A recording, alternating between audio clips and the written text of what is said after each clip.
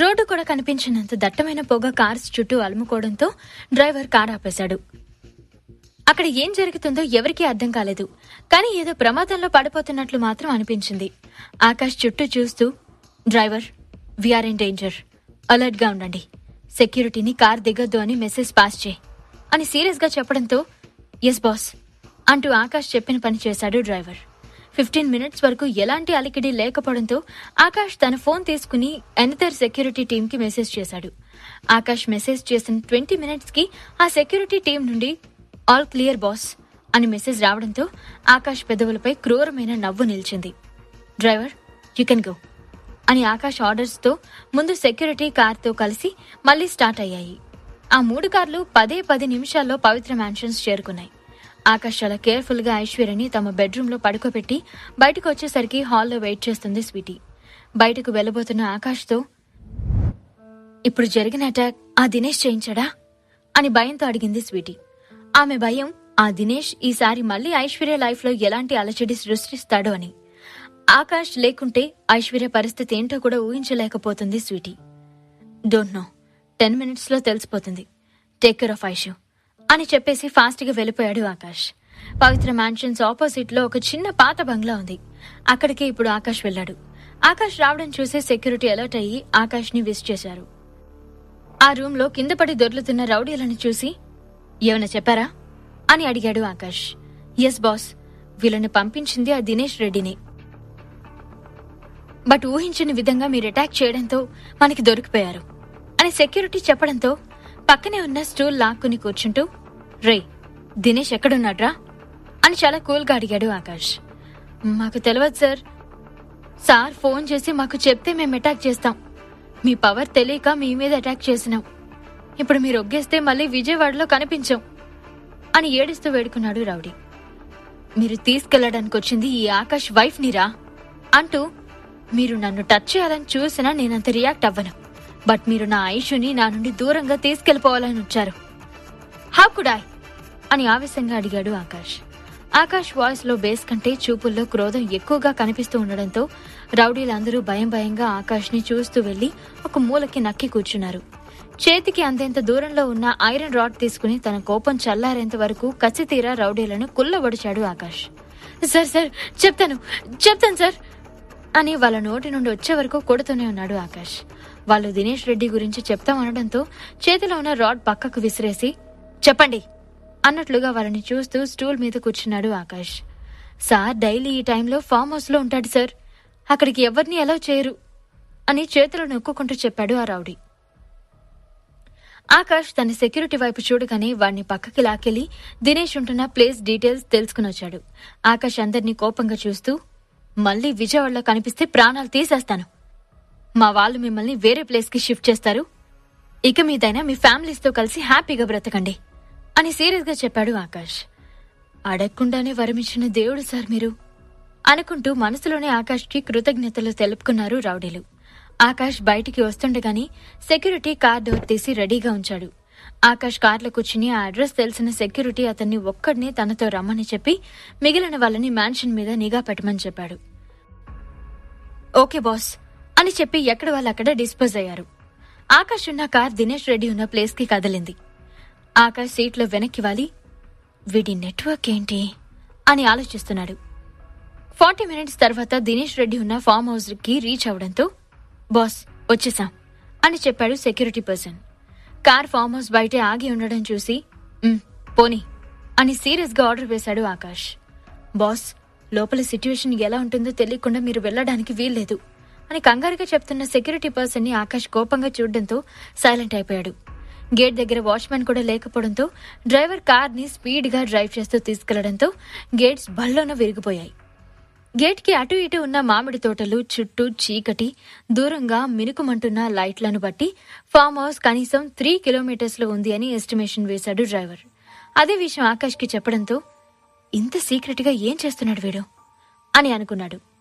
5 minutes కి farm house ముందు car ఆగడంతో security person fast గా కార్ దిగి ఆకాష్ వైపు డోర్ ఓపెన్ చేసి ఆకాష్ కి అడ్డుగా నిల్చున్నాడు. ఆకాష్ అతన్ని కోపంగా చూస్తూ, మైకేల్, ఎన్నిసార్లు చెప్పాను నీకు, నువ్వు నా ఫ్రెండ్ సైడ్ ప్రొటెక్ట్ చేస్తున్నట్లుగా నిల్చోవద్దని, సైడ్ జరుగు అని ఆర్డర్ వేశాడు. No boss, this is my duty అని సిన్సియర్గా చెప్పి బ్యాక్ పాకెట్లో ఉన్న గన్ తీసుకుని రెడీగా పెట్టుకున్నాడు మైకేల్. ఆకాష్ అసహనంగా మైకేల్ ని పక్కకి నెట్టేసి ఫామ్ హౌస్ మెయిన్ డోర్ ముందుకు వెళ్లాడు. మైకేల్ కూడా ఆకాష్ వెనకే వెళ్లి కాలింగ్ బెల్ నొక్కి ఆకాష్ పక్కనే నిల్చున్నాడు. సెకండ్స్ మినిట్స్ అవుతున్నా లోపల నుండి ఎలాంటి అలికిడి వినిపించకపోవడంతో మైకేల్ అలర్ట్ అయ్యి ఆకాష్ ని పక్కకు తోసేసి కాలితో గట్టిగా డోర్ ని తన్నడంతో అది ఈజీగా ఓపెన్ అయింది. 2 సెకండ్స్ వరకు ఎలాంటి రెస్పాన్స్ లేకపోవడంతో ఎలాంటి ప్రాబ్లం లేదు అనుకుని మైకేల్ లోపలికి వెళ్లిపోయాడు. ఇంకొక క్షణంలో మైకేల్ కాలు లోపలికి పెడతాడు అనగా ఆకాష్ మైకేల్ షర్ట్ పట్టుకుని వెనక్కి లాగాడు. బట్ అప్పటికే మైకేల్ కాలు డోర్ దగ్గర అరేంజ్ చేసిన ట్రాప్ కి తగలడంతో ఒక్కసారిగా బూమ్ అని బ్లాస్టింగ్ సౌండ్ వచ్చింది. ఆకాష్ తెలివిగా అప్పటికే మైకేల్ వెనక్కి నెట్టేసి అతను కూడా జంప్ చేయడంతో ఫ్లోర్ మీద బోర్లా పడుకుని తమ ప్రాణాలైతే కాపాడుకోగలిగారు. ఆ బ్లాస్ట్ కి ఫామ్ హౌస్ మొత్తం కాలిపోయి మంటలు ఎగిసిపడుతున్నాయి. ఆకాష్, మైకేల్ డ్రైవర్లకి ఒంటి నిండా చిన్న చిన్న గాయాలతో నేల మీద పడి ఉన్నారు. ఆ అన్ఎక్స్పెక్టెడ్ అటాక్ కి చాలాసేపటి వరకు తేరుకోలేకపోయాడు ఆకాష్. బ్లాస్ట్ ఫామ్ హౌస్ లోపల అవడంతో బయట ఎఫెక్ట్ తక్కువగా ఉంది. చాలాసేపటి తర్వాత మెల్లగా పైకి లేచాడు ఆకాష్. ఆకాష్ లేచి చుట్టూ చూస్తుండటంతో మైకేల్ లేచి ఆకాష్ దగ్గరకొచ్చి, బాస్, మనం ఇక్కడికి రావడం శత్రువులు ముందే పసిగట్టారు. బ్లాస్టింగ్ కూడా రెడీ అయ్యారు అంటే వాళ్ళెంత డేంజర్ అనేది అర్థమవుతుంది అని ఎస్టిమేట్ చేసి చెప్పాడు. కారు వెనకే దక్కున్న డ్రైవర్ ఇద్దరి మాటలకు వాళ్ళ దగ్గరకొచ్చి, బాస్, మీరిక్కడున్నంతసేపు మీకు థ్రెట్ ఉన్నట్టే, ఫస్ట్ ఇక్కడ నుండి వెళ్ళిపోదాం పదండి అని రిక్వెస్ట్ చేశాడు. ఆకాష్ ఆ ఫామ్ హౌస్ వైపు చూస్తూ ఓకే అంటూ వెళ్లి కారులో కూర్చుంటూ ఒక్క క్షణం ఆగి చుట్టూ చూశాడు. మైకేల్ తొందర పెట్టడంతో ఆకాష్ కారులో కూర్చోగానే ఆ వెనకే డ్రైవర్ వెళ్లి ఫాస్ట్ గా కార్ స్టార్ట్ చేయడంతో మైకేల్ సరౌండింగ్స్ అబ్జర్వ్ చేస్తూ కారెక్కాడు. అక్కడ ఎక్కువసేపు ఉంటే ఆకాష్ కి ఏమైనా అవుతుందేమో అనే భయంతో స్పీడ్ గా ఫామ్ హౌస్ కాంపౌండ్ దాటించాడు డ్రైవర్.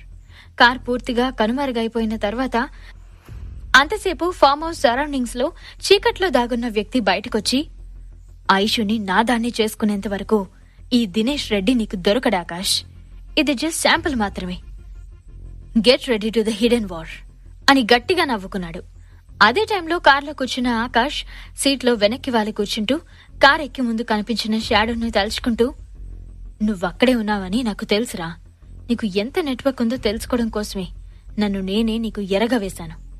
ఈరోజు దాగుడు మూతలాడిన నువ్వే ఏదో ఒక రోజు నా ఐషు కాళ్ళని నీ కన్నీళ్లతో కడిగిస్తాను అని కసిగా అనుకున్నాడు.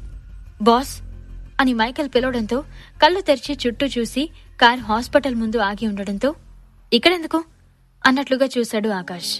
బాస్, మీకు పెయిన్ తెలియట్లేదేమో కానీ మీ శరీరంలో చాలా చోట్ల గాయాలయ్యాయి. ప్లీజ్ బాస్, ట్రీట్మెంట్ తీసుకుని వెళ్దాం అని రిక్వెస్ట్ చేశాడు మైకేల్. అప్పుడు మైకేల్ ని పరీక్షించి చూసి మైకేల్ కి కూడా కొంచెం ఎక్కువే గాయాలు అవ్వడంతో మైకేల్ కోసం కార్ దిగి హాస్పిటల్ లోపలికి వెళ్లాడు ఆకాష్. ఫస్ట్ మైకేల్ కి డ్రెస్సింగ్ చేయించి చిన్న చిన్న దెబ్బలే అని డాక్టర్ చెప్పిన తర్వాత కానీ ట్రీట్మెంట్ తీసుకోలేదు ఆకాష్. తన కింద పనిచేసే ప్రతి ఒక్కరిని తన ఫ్యామిలీ మెంబర్ లాగా భావిస్తాడు ఆకాష్. ఇప్పుడు తానొక ఎంపైర్ కి కింగ్ అవ్వచ్చు, బట్ ఒకప్పుడు తను ఏంటి అనేది ఎప్పుడూ గుర్తుంచుకుంటాడు ఆకాష్. హాస్పిటల్లో ట్రీట్మెంట్ తీసుకున్న తర్వాత మ్యాన్షన్ కి వెళ్లాడు. తన రూమ్ లోకి వెళ్లేసరికి ఐశ్వర్య తలని ఒళ్ళో పెట్టుకుని సున్నితంగా మర్దన చేస్తుంది స్వీటీ. ఐశ్వర్య కొంచెం కొంచెంగా కాన్షియస్ లోకి వస్తుంది అనడానికి గుర్తుగా ఆమె కనుబొమ్మలు అటూ ఇటూ కదులుతున్నాయి. ఆకాష్ రూమ్ లోకి రాగానే అతని ఒంటి మీద ఉన్న గాయాలు చూసి హడలిపోయిన స్వీటీ కళ్ళు పెద్దవి చేసి చూస్తూ, ఆకాష్, ఏమైంది అని ఆందోళనగా అడిగింది.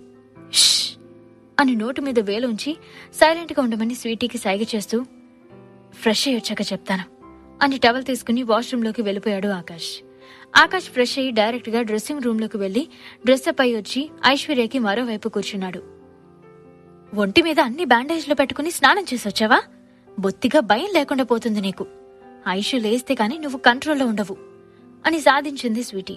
ఆకాష్ చిన్నగా నవ్వి ఐశ్వర్య చేయి తీసుకుని గుండెలకు హత్తుకున్నాడు. స్వీటీ వాళ్ళిద్దరికీ స్పేస్ ఇస్తూ సైలెంట్ గా అక్కడి నుంచి జారుకుని మెయిడ్ తో ఆకాష్ కి లైట్ ఫుడ్ పంపించింది. ఆకాష్ కి తినాలని లేకపోయినా కొంచెం తినేసి ఐశ్వర్య పక్కన పడుకుని తనని హగ్ చేసుకుని పడుకున్నాడు. కానీ నిద్ర దరిచేరకుండా ఐశ్వర్యని ఇంకా కేర్ఫుల్ గా చూసుకోవాలనే ఆలోచనే వస్తుండటంతో సీలింగ్ కేసి చూస్తూ ఉండిపోయాడు. ఎప్పుడు నిద్రపోయాడో కానీ మార్నింగ్ 6కే లేచిన ఆకాష్ ఐశ్వర్య నుదుటి మీద ముద్దు పెట్టి గుడ్ మార్నింగ్ అని చెప్పి జిమ్ రూమ్ కి వెళ్లిపోయాడు. ఆకాష్ జిమ్ కంప్లీట్ చేసుకుని రూమ్ లోకి వచ్చి చూసేసరికి బెడ్ మీద ఐశ్వర్య కనిపించలేదు. అంతే, ఆమె అక్కడ కనిపించకపోయేసరికి ఆకాష్కి ఊపిరాడినంత పనైంది. Dinesh Reddy too dangerous person లా ఉన్నాడు కదా, మరి వాణ్ణి ఆకాష్ ఎలా ఎదుర్కొంటాడు? రియాని ఎవరు సేవ్ చేస్తారు? ఈ ప్రశ్నలకు సమాధానాలు తెలుసుకోవాలంటే నెక్స్ట్ ఎపిసోడ్ వినాల్సిందే. క్రింద ఇచ్చిన లింక్ ని క్లిక్ చేసి పాకెట్ ఎఫ్ఎం యాప్ ని ఇన్స్టాల్ చేసుకోండి. Stay tune to pocket FM.